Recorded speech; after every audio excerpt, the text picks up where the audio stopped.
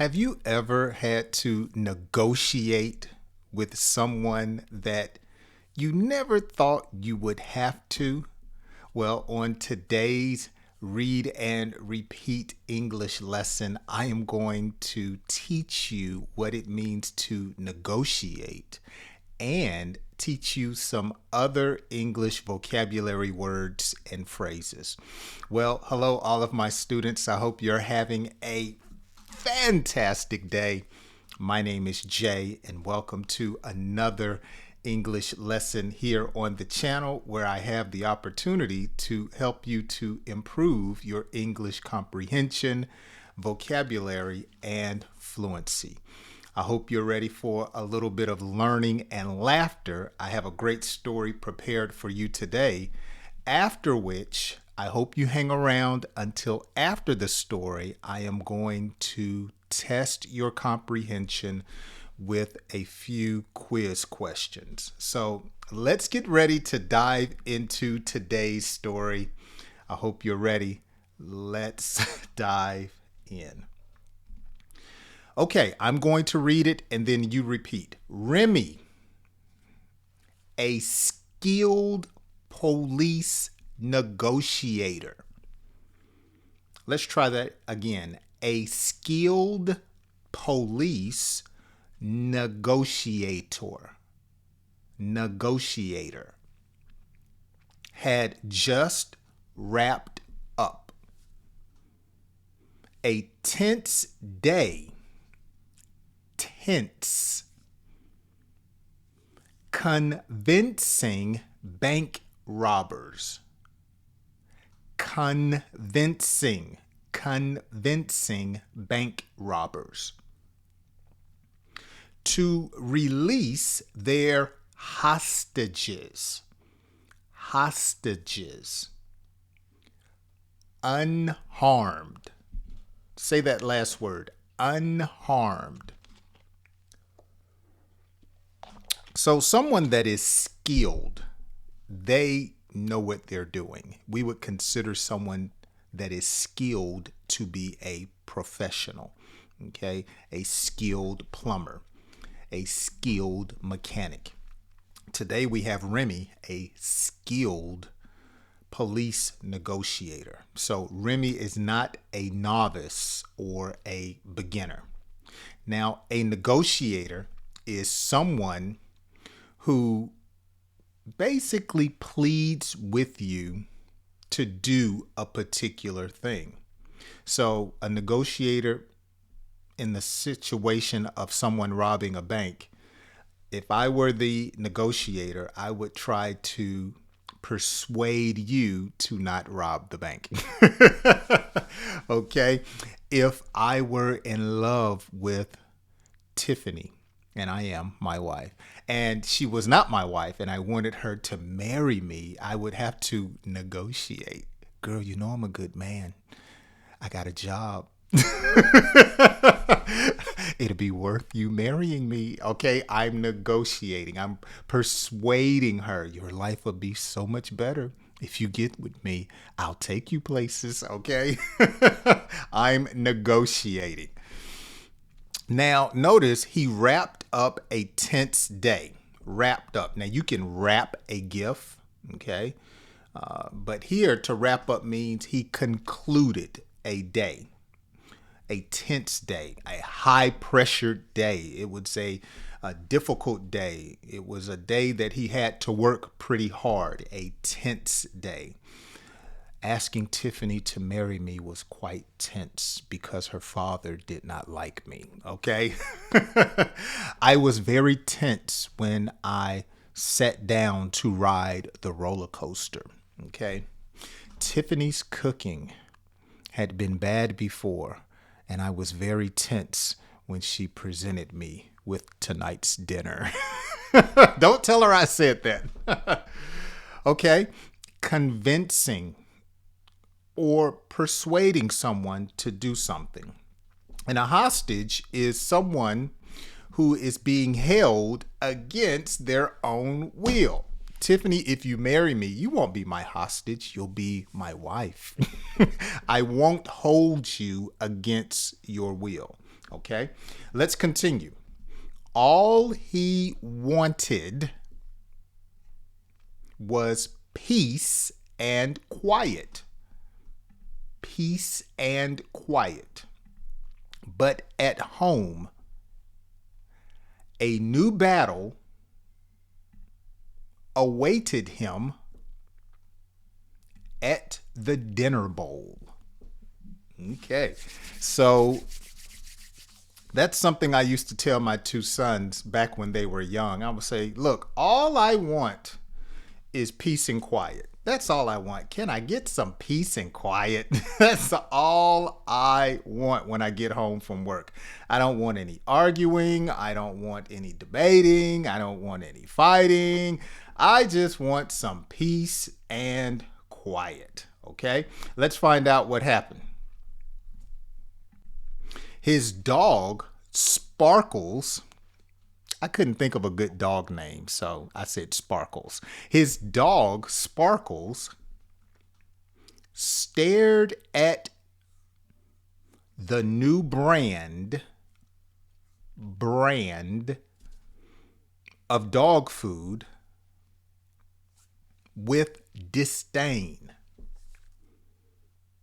refusing even to sniff it.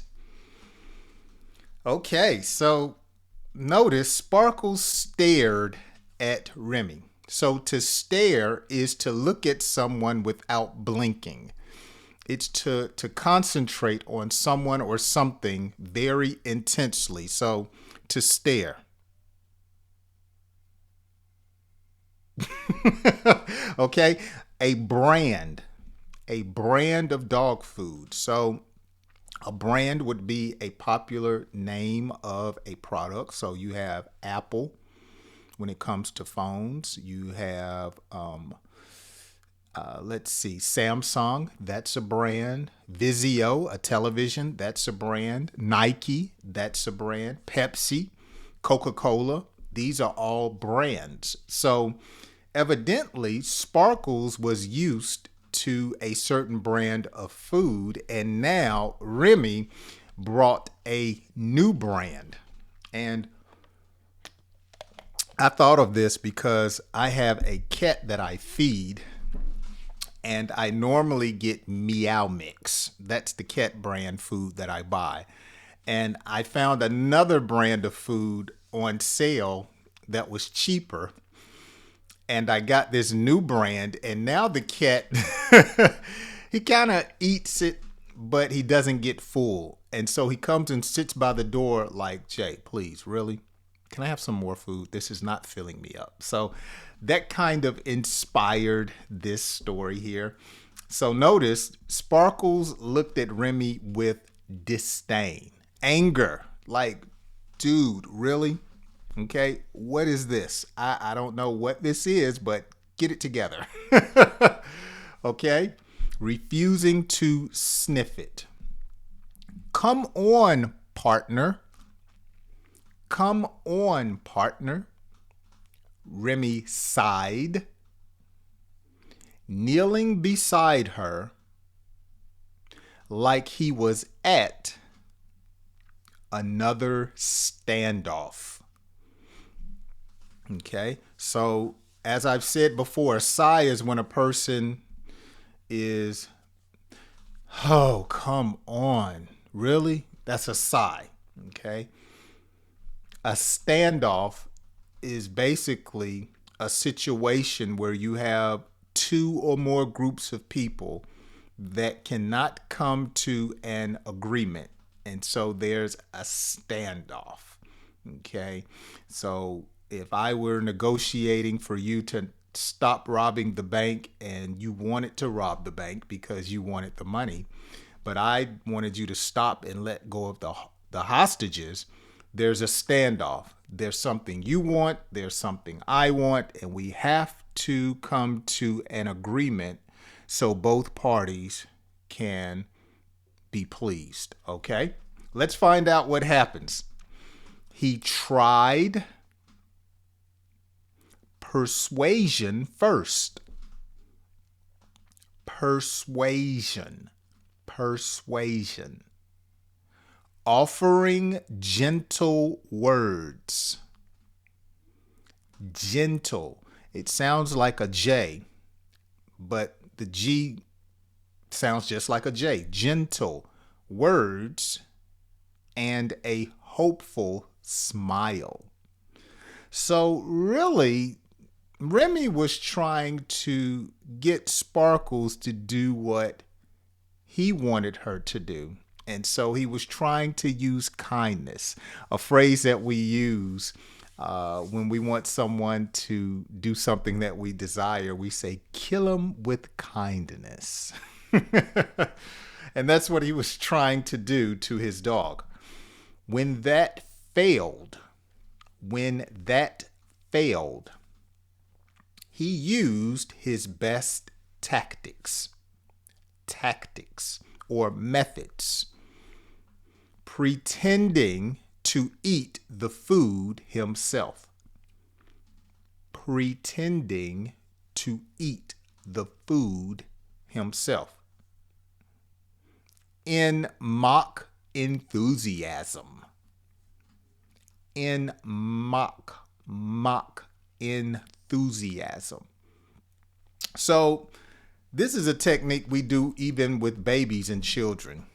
So sometimes when you're feeding a child, you'll try to get the child to eat and they're like, and then you go, look, it's so good, it's so good. So he was mocking like he was eating the dog food and it tasted good. So trying to show the dog that, look, you'll like this if you try it. We're almost done. Sparkles tilted her head. Tilted. So in other words, Sparkles looked at Remi like, Watching this ridiculous act with suspicion. Okay, so the dog really didn't trust what Remi was doing. Suspicion. When you're looking at someone like, I don't think you're being truthful. Okay, ridiculous. Something that is ridiculous is crazy, funny, outlandish. Something that is unbelievable. Finally, after a long pause, worthy of a crime drama, she took one bite, then devoured the whole bowl. So to devour a bowl means she completely ate all of her food. Okay, so Tuesday, my wife usually cooks a meal like she did on a Sunday. I mean, she made turkey breast, green beans, gravy, macaroni and cheese, and then she had some cornbread. I said, girl, what has gotten into you on a Tuesday? She brought me my plate. I ate, and she came and looked at me and she said, you cleaned your plate. I said, yes. I devoured the bowl. I devoured all of my food. I ate it all. Last sentence. Remi grinned. That's a grin. In victory. Realizing that even at home,